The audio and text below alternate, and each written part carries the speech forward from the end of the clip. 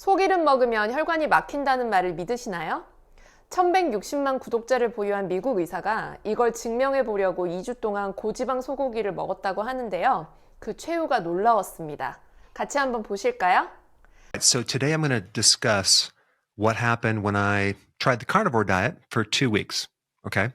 I think it's very important for everyone to experiment and try different diets because not every single person does well on one diet. This concept of one size fits all, that every single person needs to be on the same diet, is just not real because the body is very, very different. You have different genetics, you have different environments, you have different body problems. What's good for one person might not be the best for another. That being said, the carnivore diet produces some really amazing results for a lot of people. And I'm talking about anyone with gut issues, autoimmune problems. So what did I eat on this diet?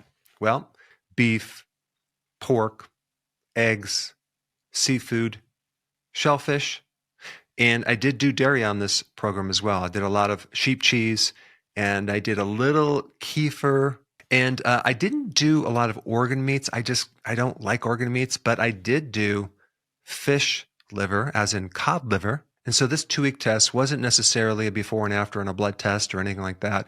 It was mainly a subjective test just to see how I felt. And one thing I did really benefit from, which I'm going to get into, is I did have some bloating that I didn't even know I was having. And I'll tell you where the bloating was coming from. It wasn't coming from the vegetables that I was eating. It was coming from the nuts I was eating. I was doing an experiment trying to test out, would it be better to eat in the morning versus the afternoon, et cetera, et cetera. And what I basically concluded from all that is that, to keep it simple, I'm just going to eat when I'm hungry. Now, as far as some other things I've noticed, did I notice much change with my energy? Not really, because I normally have very high energies. Did I notice any change with my bowel movements? And yes, I did. In fact, the first few days, I didn't really go to the bathroom, and then I started going. So I think what happened was there was a bit of an adjustment by my microbes in my gut. And this is always the big question that people want to know. If you're not feeding your microbes fiber, what are they living on? Well, the microbiome is an extremely complex topic, and time will tell. We don't have that figured out. I mean, there's people doing this carnivore diet for many years, and they do very well. As far as vitamin C goes, where am I getting my vitamin C? I think when you do the carnivore, the need for vitamin C goes way, way down. And I haven't heard anyone developing like scurvy or any type of scurvy problems or vitamin C deficiency problems when they're on carnivore. In fact, they do have a lot of energy and they have huge improvements. And I also know people who do not do dairy on carnivore. I did it because I love dairy. I don't see and have a problem with dairy. I like European cheeses. I like goat's cheese. I like sheep cheese. I do not like processed cheese, and I don't have any of that. And I don't go crazy with like excessive amounts, but I think there's a lot of benefits to high quality cheese. But many people have reactions to that. And if you have gut inflammation, that might not be the best thing for you. Some people might say with dairy that there's a bit more carbs, and carnivore is 0 carbs, but you can also make the argument about seafood. If you're doing like shrimp or lobster or something like that, there's carbs in that. There's also carbs in organ meats too, and not a lot, but there is some. So when you're doing carnivore, we're basically bringing our carbs as close to 0 as possible. And then there's a group of people who are doing the carnivore that then switch to, meat, honey, and fruit, and etc. Personally, I'm not going in that direction. I don't recommend it for most people. So it doesn't make sense to me that that would be recommended to the general public. We have to look at the diet as something individual. If our mitochondria is healthy, and it can use various fuels, if someone's doing more carbs, they're burning those fuels, and it's not creating a problem. But for the majority of the population, you're going to create a problem if you start overwhelming that mitochondria. I've done some videos on this topic. I'm going to do more on this topic of metabolomic testing.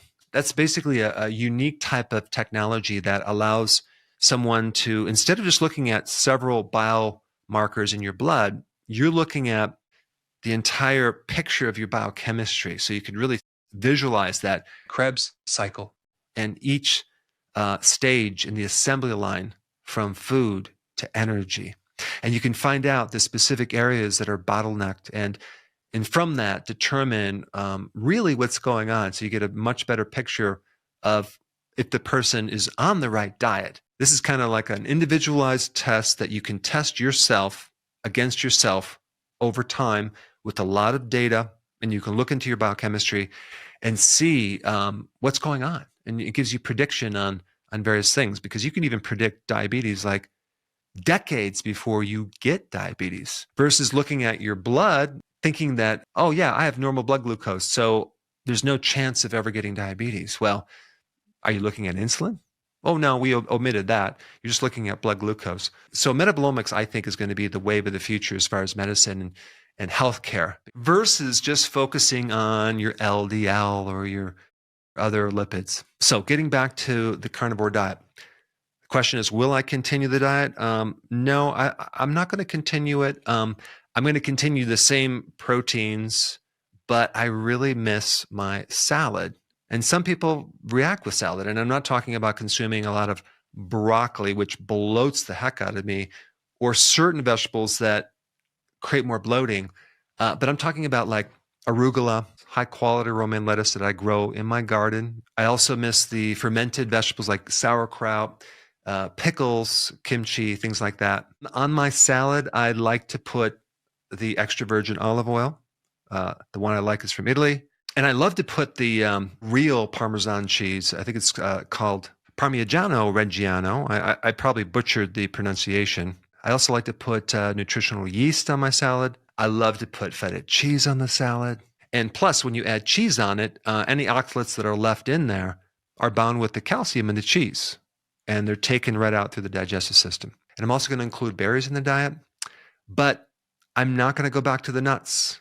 Anyway, I wanted to give you a quick update on what happened with my version of the carnivore diet, and I would love to hear your successes. If you're doing it as well, please comment down below.